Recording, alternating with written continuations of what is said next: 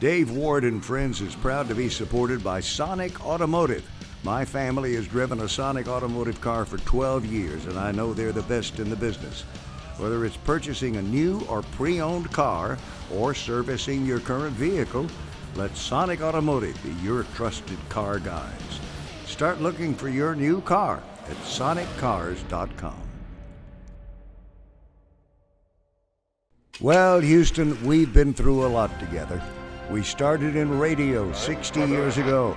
It was such a great gig, my father cautioned me against going into this thing called television, but we did it, and we had a pretty good run. We even went from black and white to color TV, then to high definition. I keep hearing about streaming and digital, and, well, it's a chance to reconnect with my friends and viewers and share stories from our times together throughout these last 6 decades. What do you say, Houston? Let's do this.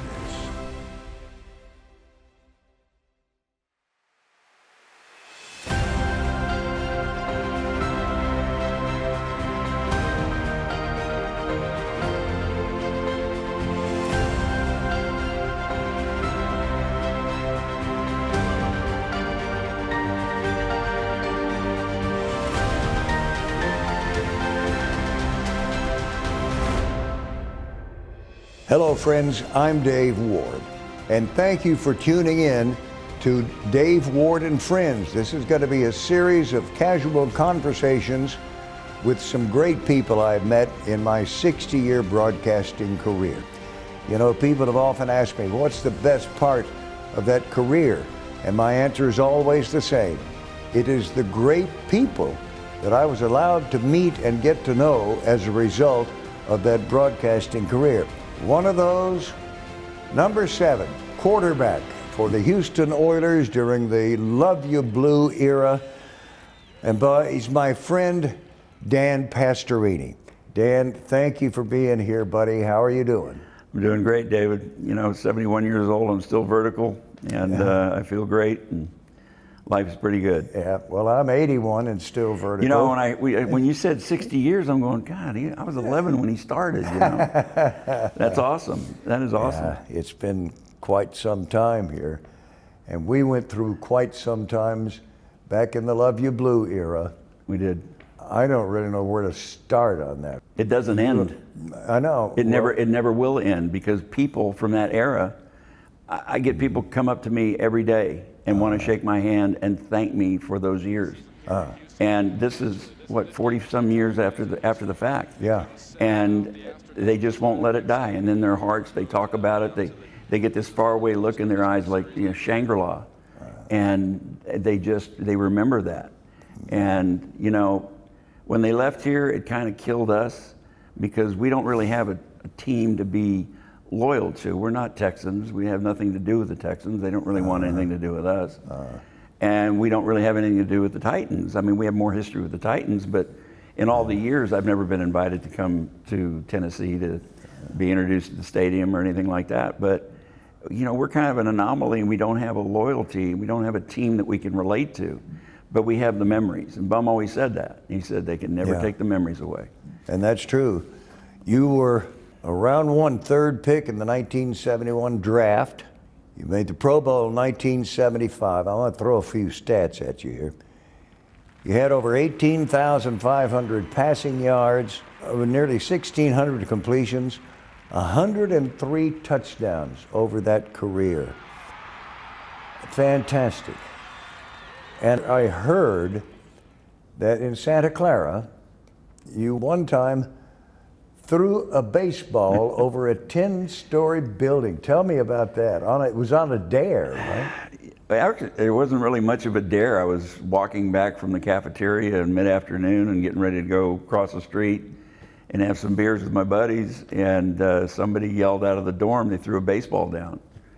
And they said, "Hey, Dan, see how far you can throw this thing." And I looked and reared back and threw it over the building, and my friend was in the street, and he caught it.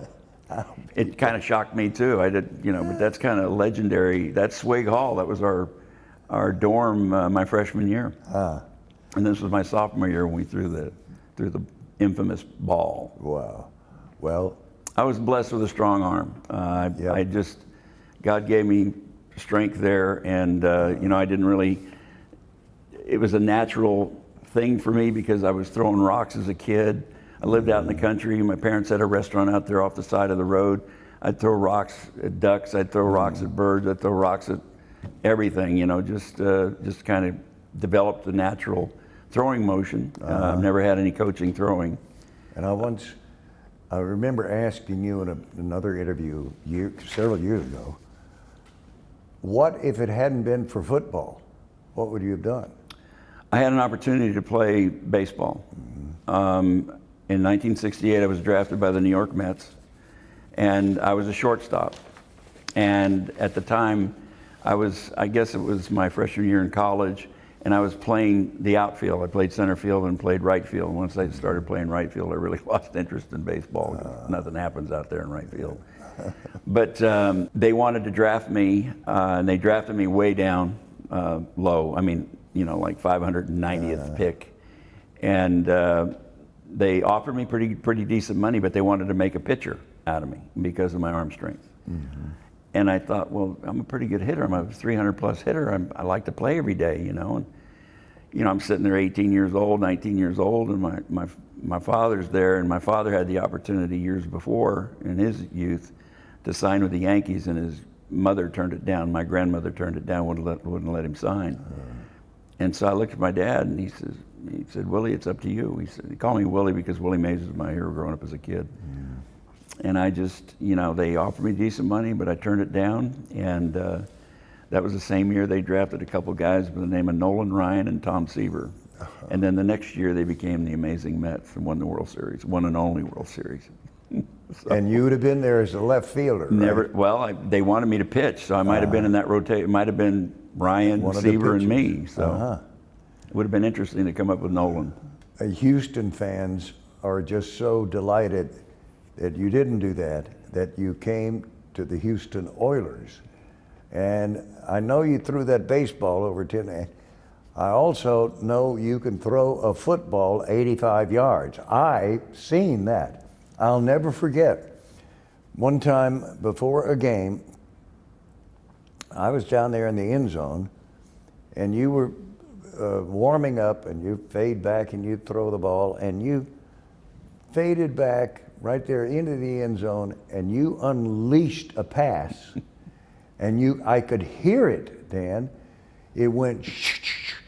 It would whistle. Yeah, it really did. And then you turned around and you said touchdown. And that ball, I know, went 85 yards. It was 87 yards, but that's 87 yards.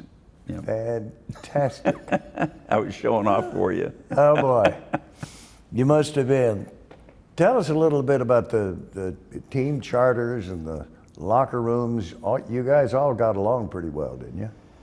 We did. There were some guys that were pretty intimidating on the team. But we all kind of mingled pretty good. When we first got bumped, the first few years were really tough. The 71 to 75, 74, those were really nightmarish years. When we go back-to-back 1-13 seasons, I was really considering my choice of professions and thought maybe I should have played baseball. But was that during the Bill Peterson? It was Bill Peterson, yeah. And it was total incompetence from the front office on down. We got rid of players. We just didn't have it. I just want you to give me 110% for till 5 o'clock. And then let's go home. We're going out there this first half, and we're going to explode like a bomb. Yeah, but then Sid Gilman came in. Sid Gilman came in at the end of Peterson's term and kind of took over from Peterson and then ran the team in 74, and then Bum became the coach in 75.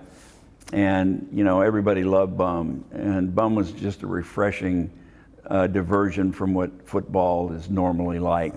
He was a very likable coach. He wanted to get to know his players. He wanted to get them to know them like they were sons. And he wanted them to mingle as such and get to know each other as such. Yep. And he said, because I want you guys to be more like family, because you'll fight harder for your family than you will for your teammates. And it's very true. Yeah. And to this day, I've had a charity that I've run for the last 12 years, and we we've raised over $1.5 million for Being Angel Foundation, and every year I can count on those guys to come in and help support me and mingle with the people and just be themselves.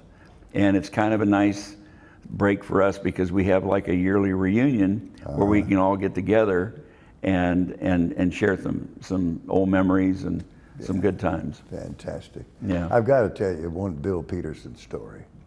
Oh, I got plenty. He said some of the most ridiculous things. Yes. We were in San Diego. I'll never forget this. And went to a restaurant that was owned by one of the owners of the San Diego. I know the restaurant. I can't think of the guy's name now. Well, we're sitting outside in like picnic tables, and I'm sitting there, and Dan Levitt, who was on the radio crew, he was sitting across. Coach Pete was sitting right here. And Levitt looks at me and he says, I don't understand. He says, I'm starving to death, and it's only 7 o'clock. And I said, yeah, it's 7 o'clock here, but it's 9 o'clock back home. That's why you're so hungry. And Coach Pete, he speaks up and he says, yeah, that time difference, that's ridiculous. I would not live out here because of that reason. Well, we just kind of giggled and said, well, I hadn't thought about it that way, Coach. No, he was. But he was something else. And back to the locker room experience. I got to throw one experience at you. My father was a Baptist preacher, and he would never go to a football game on Sunday. He was not too happy that I went to football games on Sunday. But it must have been a Saturday night game. He came with me to the Astrodome and sat up in the broadcast booth with us. And after the game, I wanted to take him down to the locker room to meet you and some of the guys. Well, we walked down there, and as we walked down the hall, you walked down a hallway, then it made a 180-degree turn, and you were in the locker room. Yeah. We made that 180-degree turn, and here are all the players and coaches running around naked in there, and my father stopped, and he said, David, this reminds me of the war. And he wasn't talking about World War II, he was talking about World War I. He was in World War I. Yeah. When in the barracks. Yeah. They'd get naked and go and shower. I'll never forget that as long as I live. Well, if you remember the practice facility over off Greenbrier and Fannin, that was like a Quonset hut. It was like an army barracks. It wasn't like these guys got it made now. They've got these carpeted, these lockers that are the size of offices. They've got their shoe shine. They've got everything. They've got these weight rooms that are just unbelievable. We had like a couple of racks of weights and a couple of extra genies, and that was it. We had lockers that were this wide, enough to put your clothes in, and that was it. And get up, go to the shower. We were showered like cattle, and come out dressed together and go home. But it was, it wasn't a very wonderful facility to work in, that's for sure. Yeah. Not like they have now. No, it was a different time. It was a different time. What did you think of Bum Phillips? Loved him. So did Loved him to everybody this else. day. He was a man's man. He was a sensible man, and you could go to him with anything on your mind. Yep. And he was like a counselor, and he and I became very close. Yep. And in fact, we've talked about this before. But like the trade for me in Oakland and everything else, it was a gentleman's agreement, because after we lost in '78, I told him, I said, I went through some rough times because I was injured most of the year. I was getting picked on pretty good in the press. And I said, look, if I'm the problem, I said, I love you too much and I love this team too much. Get rid of me. Trade me someplace, you can get something for me, and I'll just go about my business. And he, talked me down. He said, look, I know you're Italian. I know you're hot under the collar right now because we lost to Pittsburgh. Give it another year, and we'll see. Whatever you want to do, we'll do it. Well, that year came. We had the infamous non-catch in the end zone. Yes. And I'm thinking, I'm looking for a place to jump out of the plane. He comes walking up the aisle. Now, none of this has even crossed my mind. And he puts his both hands in my face. He says, Daniel, he said, I love you. You're a warrior. And he says, you still want to be traded. I didn't know what to say. I was shocked. I said, I have all these thoughts going through my head. I said, well, I guess I am the problem. I had totally forgotten about it. And then not till years after that, I went to him down at his ranch and I said, why did you ask me that at that time? He said, because I didn't think you'd say yes. And I said, well, I wish I would have said no. I said, well, I would have loved to finish my career here. He said, I wish I'd have just told you to hell with you, you're going to stay here. But, Kenny came in, did a good job.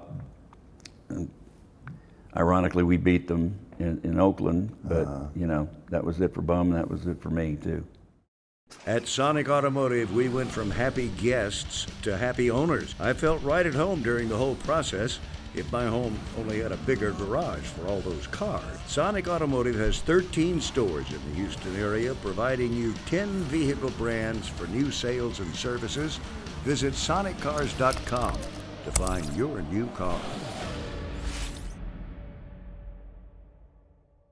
Dave Ward and Friends is proud to be supported by Sonic Automotive.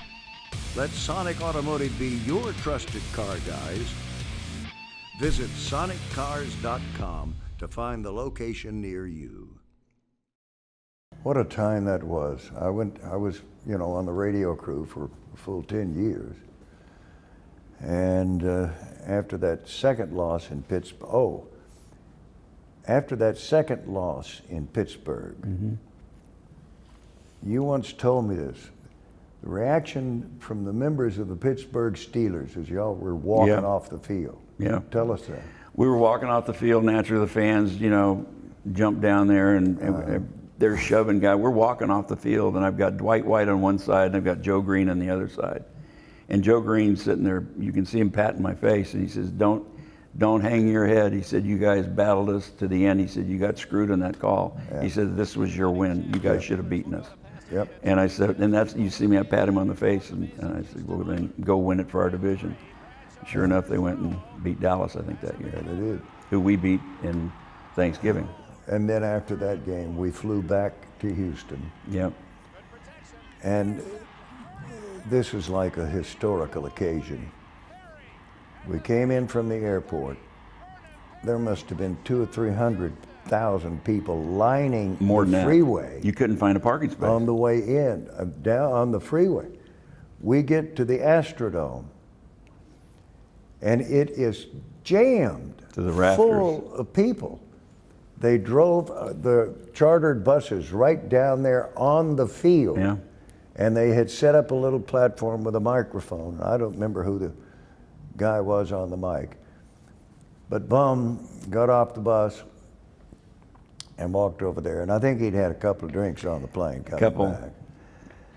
I think we all did. Asked him about it, and it was the famous remark he made to those people in the Astrodome. Last year, we knocked on the door. This year, we banged on the door. Next year, we're going to kick that son of a bitch in. Yep.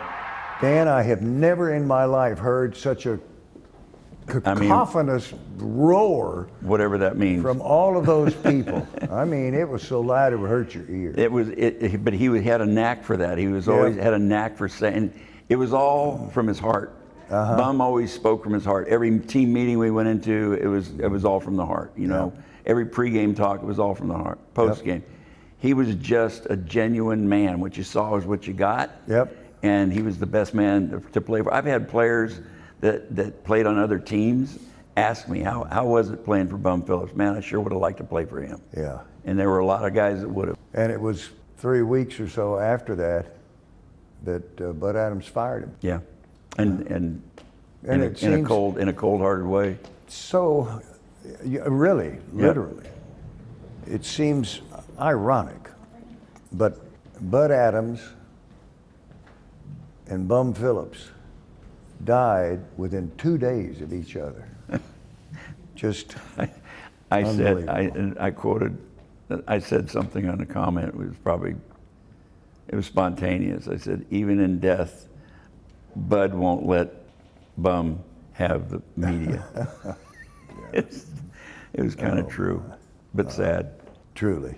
You were not only sought after on the field, but sought after off the field too. You were a bit of a ladies' man. What about Farrah Fawcett? I was a naive little young man. I just, I got put in the best city in the world, being single in 23. We were playing Dallas on the Thanksgiving game, and there's a phone ringing in the locker room up there at Irvine Stadium. And it's ringing and ringing and ringing. Finally, Kenny Burrow goes over and picks it up, and he answers it. And he goes, "Dan, it's for you." I said, "If it's a press, tell them to call me tomorrow at home." "No, it's a girl." And I said, "Who?" And her name's Farrah. I go, "Yeah, right." So I got over there, sure enough, it was Farrah. And she had played in my tennis tournament that summer. And I got to meet her there.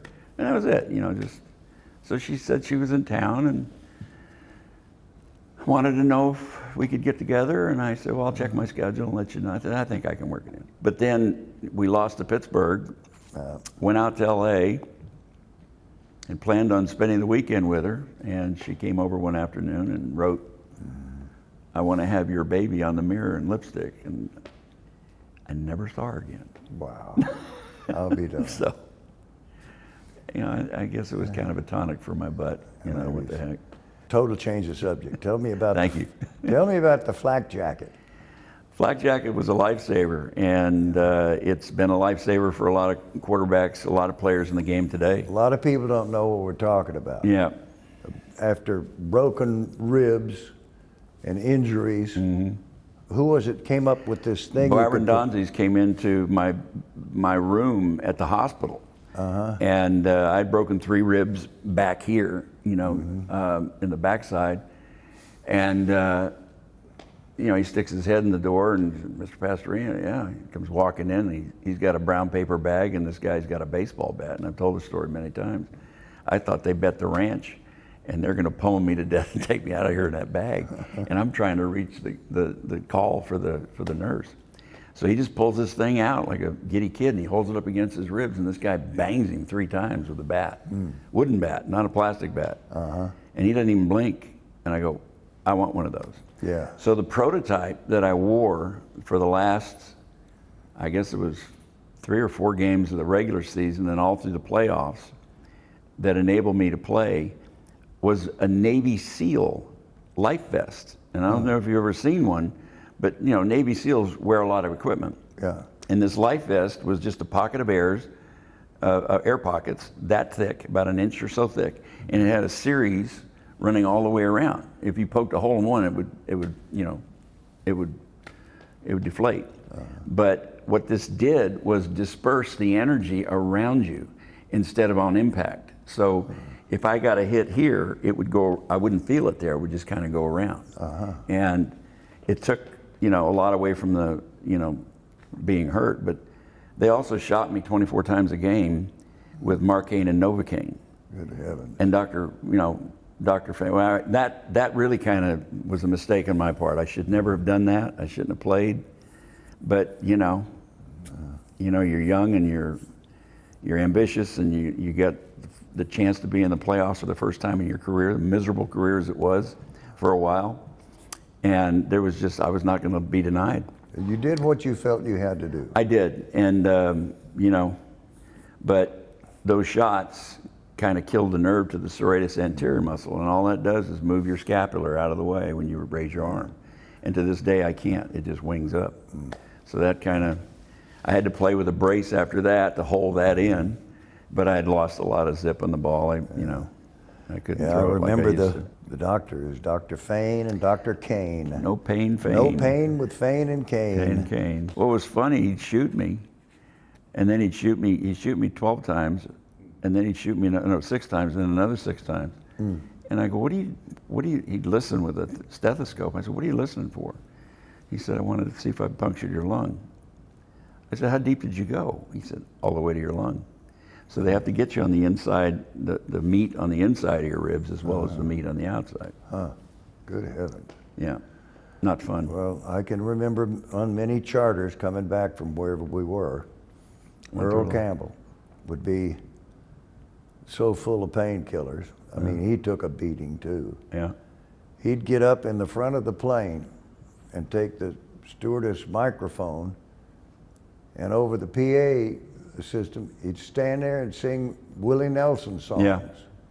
Until the other team members would start hollering, "Sit down, Earl, shut up, Earl." I wouldn't really classify it as singing. It was the most god-awful sound that sounded almost like a Willie Nelson song. Yeah. Yeah. Oh boy. What made that team so special, Dan? Bum Phillips. think? Simple as that. Bum Phillips just, when he said, "I want you to get to know each other." Carl, you and Dan go hang out with somebody else. And we did. We got to know everybody. And we all had our little quips with each other. But like I said, to this day, we are family. And that's what he wanted to instill in us. And he said, and I mentioned it earlier, they can never take your memories away. Yeah. And the memories we made, just as short-lived as it was for 2 years or 3 years, was I would go back and do it again, and I'd do it the same way, without hesitation. Yeah, your center, Carl Malk. Yeah, Carl's not doing too well right now. He hated the Dallas Cowboys. He still hates the Dallas Cowboys, but he's not doing too well right now. He just had back surgery a few months ago, and he's in a hospital in Nebraska. He just had more surgery night before last, and he needs some prayers. Bless his heart. We're praying for him. Well, if you talk to him, tell him I said hello. I will do it. I'm sure he'll be thrilled to hear that. One of the highlights of my life, Dan, is just sitting here and talking to you. I agree, and it brings back a lot of memories. You talked about the coming back to the Astrodome, and you experienced it. I mean, I get goosebumps when I see footage of that. I get goosebumps to this day. I get goosebumps talking about it. I get choked up talking about it. Yeah. Because it meant so much to us, and it meant so much to the city. It really did. And I mean, the city was just a boom town, and it was growing. It was like 700,000 plus. Yeah. And now it's 7 million plus, or I don't know how big it is now. Yeah. But everybody, it was like a big small town. Everybody knew everybody. You guys were as much a part of that team, and it was great because we had a relationship with you guys too, and you were part of the family. And Anita Martini, we talked about that before. Anita was one of the, if not, she was the first woman in sports broadcasting. She broke the barrier for women in sports. And these women today, people don't look back at the history. Unfortunately, we try to erase history, and it's not right. You need to learn from the history of the past. But that woman was a pioneer, and she deserves a lot of credit for these women that are in sports today, and they should be thankful for her. Yep. And I had a funny story. She and I were very good friends. She invited me to go to the Dinner House Theater to see June, my first wife, bore my only child, and she said, maybe you can meet June Wilkins. Well, we met, we married, the rest is history. But she was kind of responsible for that. She was a very giving person, but we remained friends throughout my whole career here. And I would call her with information that before I'd let you guys know. Yeah. And let her break the story. She was one of the, if not, she was the first woman allowed in the locker room, wasn't she? Yes. And I was embarrassed, and I'm sitting there talking to you or somebody, I don't know who it was, but I had my back turned, and like your father went into the locker room and said, everybody's buck naked. Well, we weren't really warned about Anita coming in. And I finished the interview and I said, okay, thank you. And I turn around and there's Anita right here. And she's got a microphone and she's holding it right in my nose. She says, Dan, what about the third quarter? Da da da and da da da da da. And I'm sitting there answering her questions and we're looking at each other eye to eye.